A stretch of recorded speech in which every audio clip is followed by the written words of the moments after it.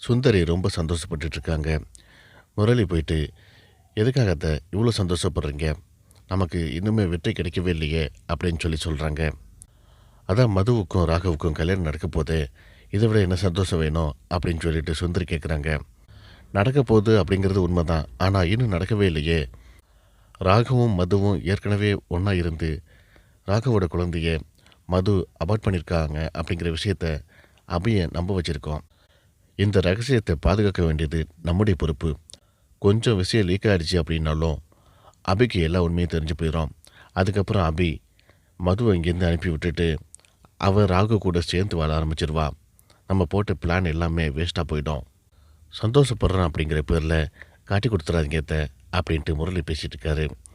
"நீ என்னமோ பிளான் எல்லாம் நல்லா தான் போடுற, ஆனால் இதெல்லாம் ஒர்க் அவுட் ஆகுமா?" அப்படின்ட்டு முரளிக்கிட்ட சுந்தரி கேட்குறாங்க. "கண்டிப்பாக ஒர்க் அவுட் ஆகும் அத்த. நீங்கள் ஒன்றும் கவலைப்படாதீங்க.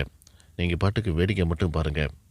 இன்னும் கொஞ்ச நாளில் மதுவுக்கும் ராகவுக்கும் கல்யாணம் ஆகிடும். அபி இவங்க 2 பேத்தையும் விட்டு தனியாக போயிடுவா.